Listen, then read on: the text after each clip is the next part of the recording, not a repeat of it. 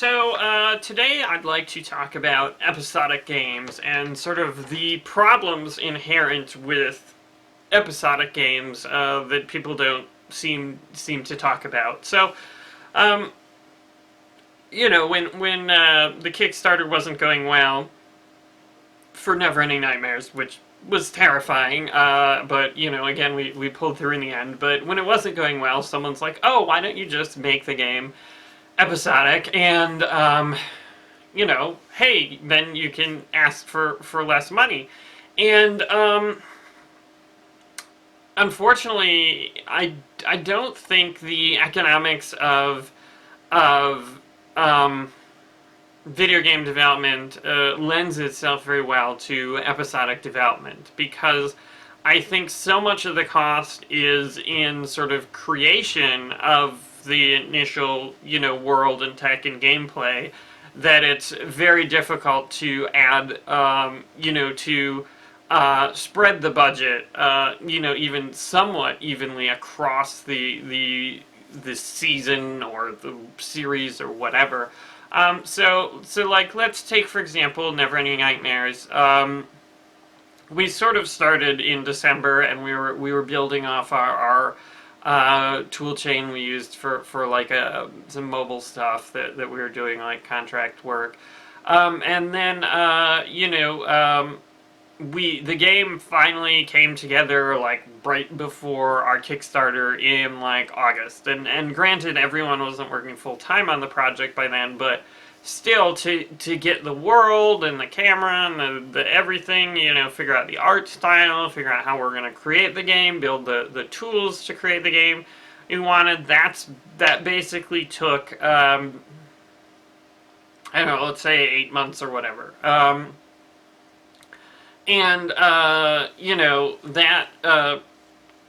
was pretty basic, right? Like, for the Kickstarter demo, we didn't have Run. We didn't have, stairways, which we're still working on. Someday we'll have all the staircases in.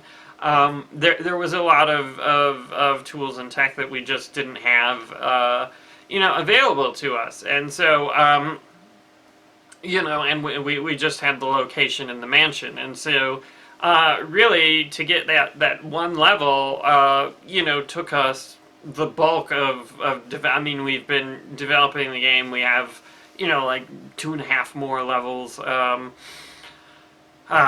don't know, maybe we're like halfway through, the 4th level, but we've only added 2 levels since, or not we've added, 2.5 levels in less time than it took to create the first one. And then, I suspect we're sort of finishing the last location right now, so this level's taking really a bit longer, but then I think it's going to be much quicker to create the levels. And so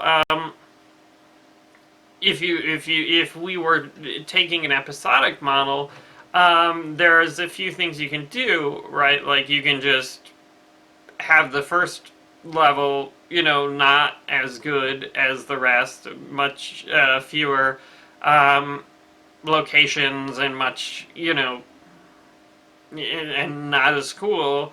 Or you can, take your time with the first one, and then, essentially you're almost building like sequels with the subsequent ones. Like, you can sell them as a season or as a pack, or, design your narrative arc to work.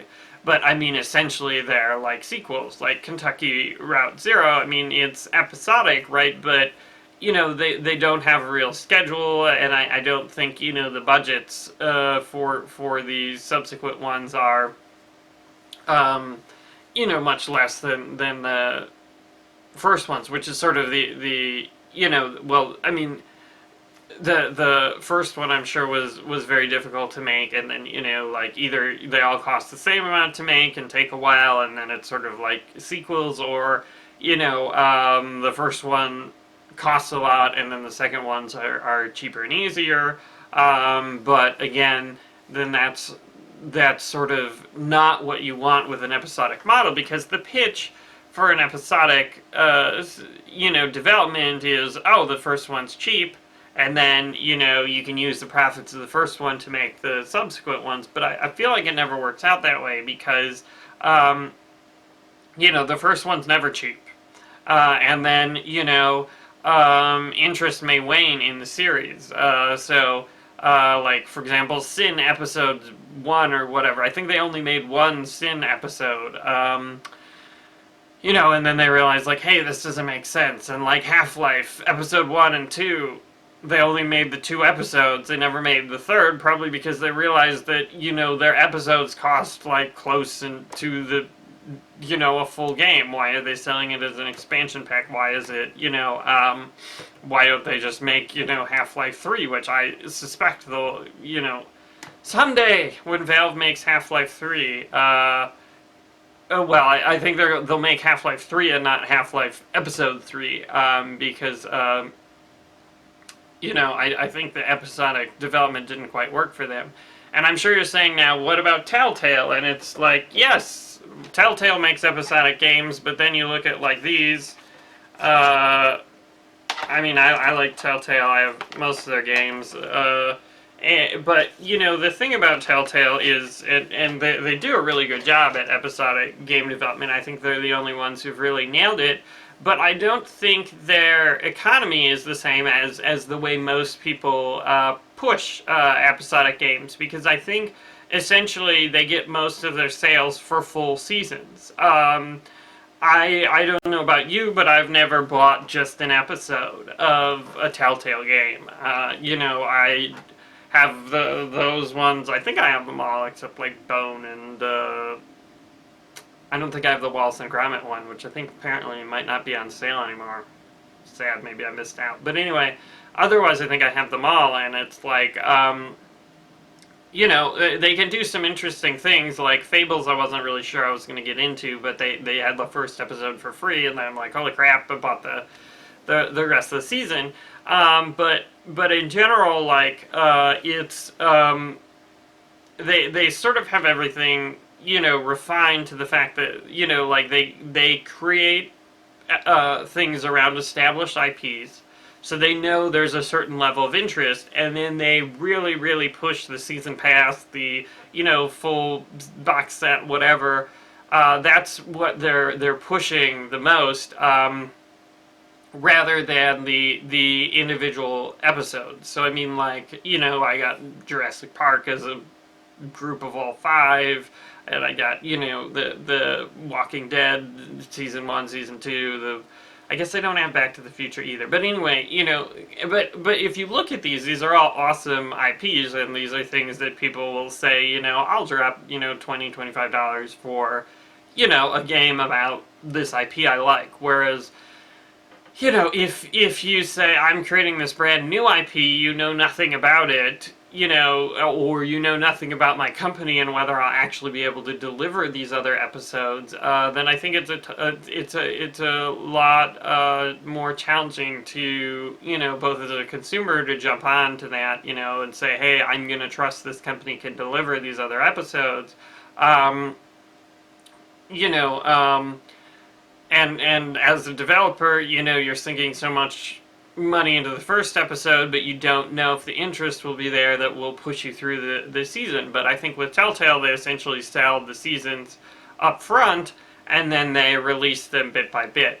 But then if you look at it, I think probably looking at the early Telltale games, because now I think they have the budget, and they know the economics, and they know they're going to get their return on investment. But if you look at, like, the first Sam & Max, like, the first episode was very simple. There were, like, just a few locations and a few things, and then, as the further episodes were released, there were a few more locations. It was basically, you got, like, one new location per episode. And, like, from a, gamer perspective, I thought it was a little bit of a disappointment, because I'm a huge Sam & Max fan. That I love the original game and TV show, whatever, all the comics. But, like, I felt like the game could have been doing more, but certainly they were limited because, they tried to keep the costs on episode 1 low and spread the costs out evenly, so they were sort of limited in what they could do. So, that's it's definitely weird, and certainly I think they've sort of changed now that they, are getting bigger IPs, because, I mean, like, the LucasArts ones are great, but they're very limited audience compared to, like, Walking Dead or Game of Thrones. Fables was an interesting choice, because I wasn't familiar with the IP, so I was just kind of like, whatever. Fables is The Wolf Among Us. I don't even know why they didn't name it after the IP, but I really enjoyed the game. Maybe I'll do another one, another developer diary talking about, Telltale games and what they do right, but I don't really think they're exactly a model for other developers for episodic development, and I don't really think episodic development works very well for game development, unfortunately. I think developers who try, episodic development usually end up switching to something else, with the exception of Telltale. So that's my thoughts on it.